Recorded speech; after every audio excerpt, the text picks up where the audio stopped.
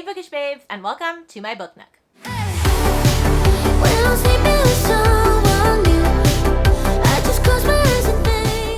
For those that are new around here, I'm Rainey, and I am a music teacher by day, booktuber by night. I talk about all different sorts of books. Thriller and horror is mainly my jam, so if you're interested in that sort of deal, click the button down below to subscribe and see videos every Sunday and the occasional Wednesday. Alright.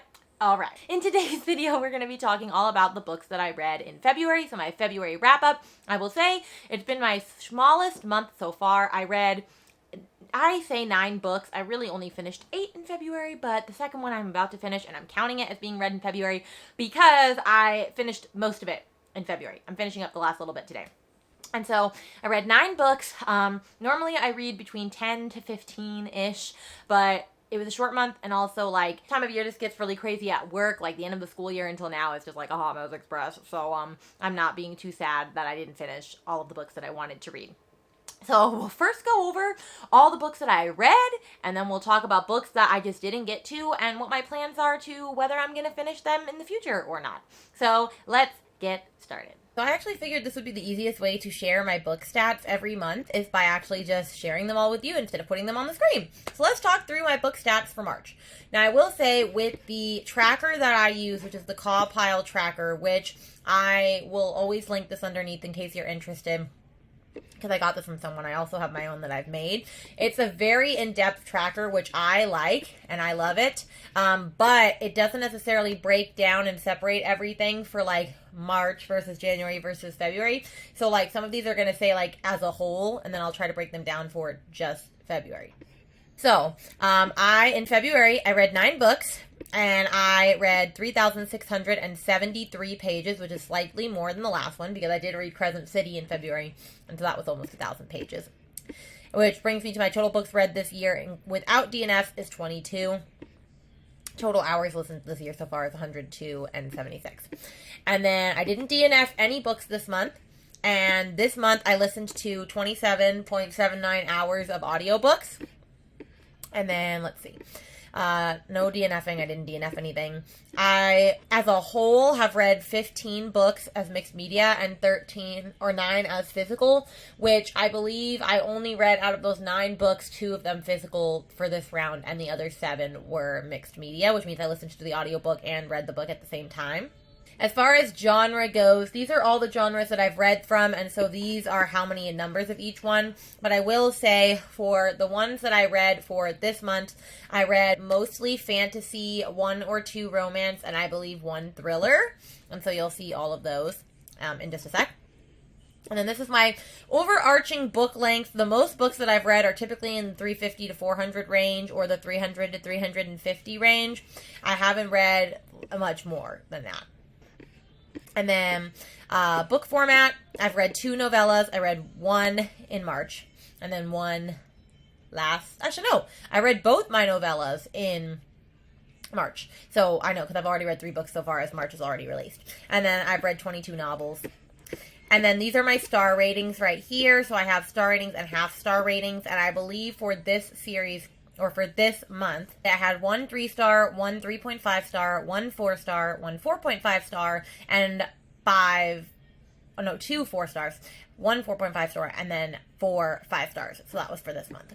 And then here's my age category. I've read a couple new adult, some young adult, mostly adult. These are the different publication years they've all come out. I track whether there's LGBTQ rep and disability rep and all of that in these, but I'm just going to skip past this for now. Most of the books that I have read, I've owned. I was gifted one, I was given one by a friend, and some have been from the library. I've only done 1 reread and 23 for the first time. I've started 8 series, or read 8 books from series, and 16 have been standalones. This month I read 2 sequels, and the rest were standalones. And then I've read a couple by POC authors and own voices. And then this is probably my favorite chart because it shows the number of books per author. And all of them are 1 except for 1 right now. I have read 2 by Fonda Lee, and it'll be 3 by the end of March because I'm reading Jade Legacy. And so that'll be fun when I start to really break into series. So I really like this wheel. All right. And those are all of my stats for February. So let's dive into what I read. Okay, so we're going to go in order of least favorite to favorite, and we're going to start with my 3-star read. I had all 3 stars and beyond, which I think is pretty good for a reading month. Just throwing that out there. And my 3-star of the day was These Silent Woods by Kimmy Cunningham Grant, which I read this for Gabby Reed's Book Troop selection. And I DNF'd the January one, so at least I finished this one. And so this one, I know I already talked about all of these books in the February TBR, so I'm not going to go very hard on this one. But it's about Cooper and his daughter Finch. They live in isolation in a remote cabin in the Appalachians, and that's how they want it. And he has one friend named Jake, who every year brings them a bunch of supplies from the store so that they're stocked for the year and they don't have to go anywhere. But then one year he doesn't show up, and so then he's going to have to venture back out into the world to get stuff, and that he doesn't want anybody to know where they are, which makes me think they have some big secret they're hiding. It classifies itself as a thriller, and this is anything but a thriller. In fact, this is probably the slowest burn mystery I've ever read in my life. It really didn't start picking up until about page 200, 210, or not even, honestly, page 220, and there's only 270 pages in it. So the last 50 pages is where everything just goes crazy. And the only reason it got a 3 and not a 2 is because of the ending. I really did like the ending. It was very admirable. It was a heartwarming ending, which you're not expecting in a thriller / mystery, but it was good. I just think that, I agreed when Gabby Reed said this, that it's not going to find the audience that will like it when it's classifying itself as a thriller, and it's not a thriller. It's really a super slow burn mystery. There's not much thrill to this book. I still really enjoyed it. I don't know if I would read other stuff by her, maybe, because I did enjoy the story in and of itself, and I really loved Cooper, and I loved Finch, his daughter. So I don't know. We'll see. But that was all I really had to say about this one. Then let's talk about my 3.5-star read of the month, and that was The Lost Apothecary by Sarah Penner, which was one of the top 5 books of the year for Book of the Month, and it was the only one that I didn't have for a long time. I got this recently for Christmas present. And, it was fine. This one also is about a secret apothecary shop in the early 1800s, where this woman named Nella sells poisons to women to, kill men in their family or men in their relationships that have wronged them deeply. And 200 years later, a girl named Caroline goes to England to get away from her husband who cheated on her, and she ends up discovering secrets of the old lost apothecary and trying to figure out what happened 200 years prior. And I loved the triple perspectives of Nella, who's the apothecary, and then Caroline, who's the girl in modern day, and then Eliza, who is a little girl who teams up with the apothecary at a 12-year-old. I loved all the different timelines, and the story itself was beautiful, and it was beautifully written, but it was really slow, and I feel there wasn't much story to it, if that makes sense. I just feel you didn't really get to what the story was really about until pretty far in, and so I just feel if this is a debut novel, I'm sure she's gonna write bigger and better stuff. It was beautifully written, and I really did enjoy it. It's not I didn't enjoy it. I just wish there was more to it, I guess. And so I would still recommend this. I still think it's fun.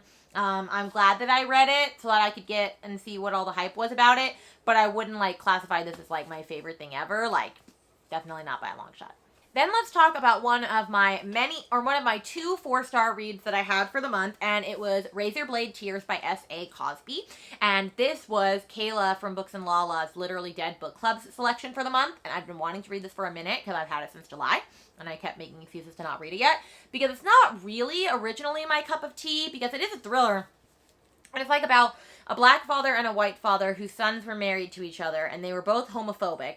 And then their sons got brutally murdered, and they joined together. They're both ex-convicts, and they joined together to avenge their sons' deaths and, finally be proud of who their sons were a little too late, which can, be really deep. This has some intense trigger warnings, so, be aware of that. But I really loved it. It was very high action, lots of guns and explosions and fights and, all this stuff, because it's 2 ex-convicts going after anybody and everybody that knows what happened to their 2 sons. And I liked the ending, but the only reason I didn't put it as a 5 is just because, it was good. I liked it, but it's not oh my gosh, I loved this so much, it's the best thing I've ever read type of vibe. But it was better than a 3. Like, I really did enjoy this. I think he did a great job with it. I read it pretty fast, honestly. I flew through it in about a day and a half. It was a super light and easy read. Well, not easy in the sense of, like, or light in the sense of, like, light material. Just, like, light and easy isn't, like, you whip through 100 pages like that and you just wonder how you got there.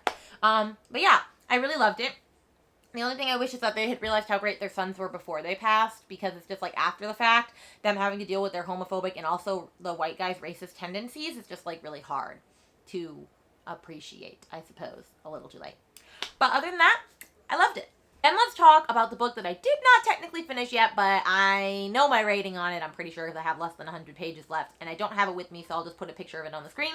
That is Jade War by Fonda Lee. That is the sequel to Jade City, which I read in January, which was my favorite book of the month, and possibly going to be one of my favorites ever and of the year, for sure. I loved it so much. And so I'm not going to really go into an explanation on, like, what it's about, because that'll give it away. But I will say the reason I gave it a 4-star, and the reason I gave it 4... now, could that still change because I don't know the ending? Possibly.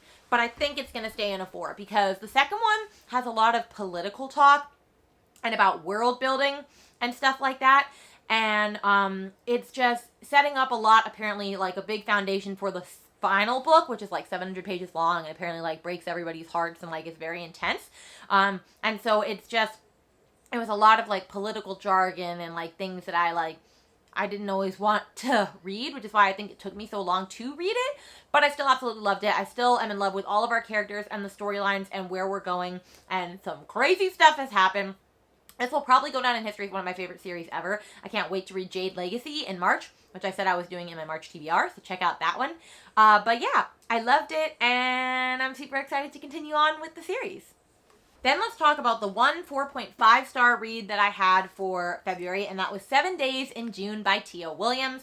I've been wanting to read this book for a while, and I love that I got to read it during Black History Month, and it's by a Black author, which I need to be better about reading more persons of color's books and like LGBTQ plus and all of that sort of stuff. But this one was super cute. It's about Ava Mercy. She's a single mom and a best-selling erotica writer. And Shane Hall is like this award-winning novelist. And they both end up at like the same award, like in town for the same award ceremony. And like sparks are flying between them because they had like a 7-week long intense relationship when they were in high school. And then like 12 years later, they're seeing each other again. And something happened, of course, during those 7 days that like they don't say on the cover. And you have to find out what went wrong. Because obviously they still, like, are in love with each other. And also, like, you have to wonder, like, how is that not insta-lovey after 7 days? It might be a little insta-lovey, but it worked for this. So, I loved it. I think it has a really awesome representation of, like, chronic illness. Because the main character, Ava, has chronic migraines. And it's just beautiful of how her daughter is able to, like, help her through it, but also like you get to see the tragedy behind like her daughter's experience with her mom's chronic migraines, because there was like a part, for example, where it said like whenever it rained, the daughter knew that her mom was going to be like basically immobile and not able to do anything, because that was when the migraines got the worst. And so that was really beautiful in and of itself, to read that, and I really loved that, and I liked their relationship in general. The only reason I gave it a 4.5 out of 5 is I just felt like things were a little too unrealistic. Like I said, it was a little insta-lovey, because like 7 days is not a long time to fall in love with someone in the past. And then second, they kept writing the daughter like way more mature than she would be for a 12-year-old. Like fairly mature like things and sayings that she's saying, and I'm like, if any 12-year-old was saying this, I would be really impressed. And so yeah, I gave it just a half-star off for that stuff, but honestly, I really loved this. If you're thinking about reading this, you should. It was such a great time, and I read it super, super fast because I read this for a book club in town that I'm in, and I finished it an hour before the book club. So, coming in clutch. And then we're going to go in order of my 5-star favorites, like from least favorite 5-star to best 5-star, because like you can love ones more than others, even in the 5-star range. And the first one was Bunny by Mona Awad. If I was to explain this to you, I don't think the back cover does an accurate representation of what this book is about. Because by the end of this book, you're going to go, WTF? What did I just read? Because that's still what I think to this day. I honestly need to reread it because there's probably so much innuendos and stuff that I didn't catch. Because, like, the whole time I was just like, where is this going? Where is this going? Where is this going? And then the end happened, and I was like, what in the actual hell did I just read? Like, that is what happened, in case you're wondering. So yeah, it was interesting, to say the least.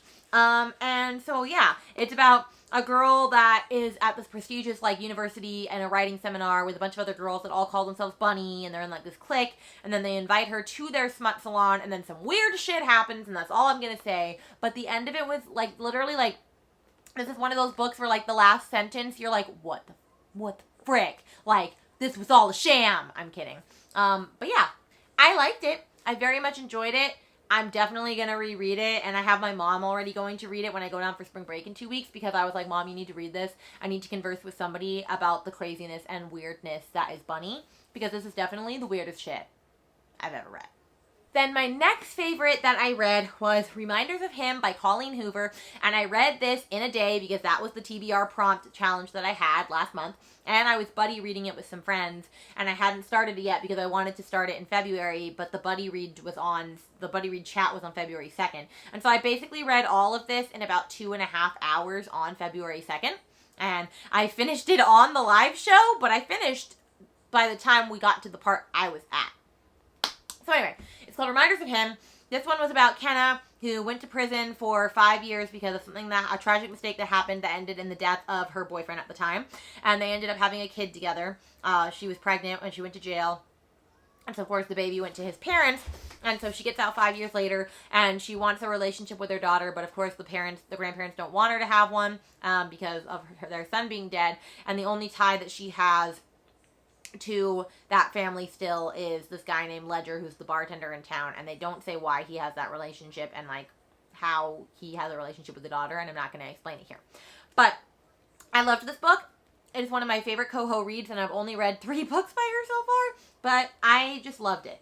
I know some people say that it's a little insta-lovey, which I get, but, I mean, I don't know. If you've been in prison for 5 years, and, like, someone that, like, has a solid relationship with your daughter, like, is, like, taking the time to, like, befriend you, like, you'd probably, like, grab feelings for them, too. Like, that's just my thought on it. I don't know. I thought it was beautiful. Coho definitely knows how to make you, like, sad and, like, tug on the heartstrings. I love the ending of this. Like, this was just a beautifully written book about a very tragic situation and how you can still find light in those circumstances. So, I definitely would still recommend this. If you haven't read it, you should read it. Plus, look at this beautiful glossy cover. In fact, I have an entire reading vlog dedicated to this. So, I will link that down below if you really want to know more of my thoughts, especially as I was reading it. Then we have Finley Donovan Knocks 'Em Dead, which is the sequel to Finley Donovan is Killing It by Elle Cosimano. And, so this one, I'm not going to explain. I've explained Finley Donovan at least, like, 6 times on this account. So if you don't know Finley Donovan, check it out. And I'm not going to really tell much about this one. But she basically is a novelist, and she writes true crime novels, and someone mistakes her as a pay-for-hire assassin, and they, like, offer to pay her money to, like, kill their husband, and so then, like, this is just, like, the aftermath of, like, that incident from the first book. Anyway, a lot of people said they didn't love this one as much as the first one, and that the ending is just really crazy and unrealistic. However, I was here for this. I loved this book. It's a 5-star. I love this whole series. I can't wait for the next 2 books in the series because she is contracted to make 4, and so I'm so stoked. Although I heard she wants to do 6, which, let her do it. I will keep reading them. They are the perfect, cute, cozy mystery. They remind me of, like, Thelma and Louise because her partner in crime is her babysitter, Vera, who I love, and she got a lot more character development in the second book, and I just love everything about it. I love the love interests, like Nick and Julian. Nick is like this younger lawyer guy, and then Nick is a policeman, and I just love everything about it. Finlay makes terrible decisions, of course, but that's like the beauty and the funniness of it all. Yeah, I don't know what more to say about this. I loved it. I read it super fast because I just really enjoyed this book. I love this series. If you have not read Finley Donovan is Killing It or Finley Donovan Knocks Them Dead, definitely go do so. You won't regret it. I just loved it so much. And then we're going to end on a high note with the first book that I have fully annotated, and that was Sarah J. Maas's Crescent City, House of Earth and Blood, Book 1.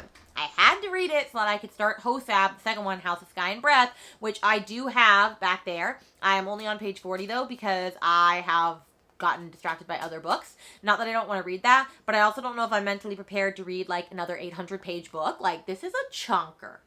And I finished most of it in the span of like 3 days because I wanted to finish it before the release date of that one. And I did. I finished this the night before. I loved this. What can I say? Obviously, the tabs tell you that I loved it because, like, for example, pink is, like, things that I loved. Blue is sad moments. Green is world building. The lighter or the darker purplish pink is, like, character development. And then pink is, like, light white is shocking. And so, yeah, I loved this book. I don't even know how to explain it, really. It's about Bryce, who's half human, half fae, and how, like, this brutal murder happens to people she knows in the beginning, and how 2 years later, she's basically, like, going through the motions, like, not really living life still, and then, like, this fallen angel Hunt Athalar is assigned to watch her because she's in danger, and then they have to, like, figure out what happened to, like, that murder. They're trying to solve it from 2 years prior. And so much happened in this, like, I don't even know where to begin with this book. I highlighted a bunch, I wrote in it a bunch, I just loved this book. I loved it, I loved it, I loved it. Some people say that it's a lot of world building and very dense. I don't think so. I don't think it's actually that hard to understand. So if you're like a wannabe fantasy person and you want to read this book, but you're scared it's going to be too much for you, I don't think that it is. I argue that it's not. I didn't think it was that hard, and I'm not a huge fantasy person yet. I'm trying to be, but I thought this was pretty easy to follow along with. And I mean, if you annotate it, it makes it easier to understand anyway. But yeah, I loved this. I'm so glad I read it. I will have a reading vlog on it whenever I finish the second one, and then you'll get to see, like, my thoughts and what I thought of it while I was reading it, along with the second one. But I want to release them together, you know? So when will that be? I don't know, friends. I don't know. And then I'm going to really briefly mention the books that I didn't even get to this round. And one was In My Dreams, I Hold a Knife by Ashley Winstead, and also Fool Me Once by Ashley Winstead, which is her book that comes out in April that I have not read yet, that I have an advanced reader copy for, that I'm going to start reading, like, this month. Didn't read either of these. I'm not going to explain what they're about because I already am rereading these for March, and I talked about it in my March TBR, but I'm going to get to them this month.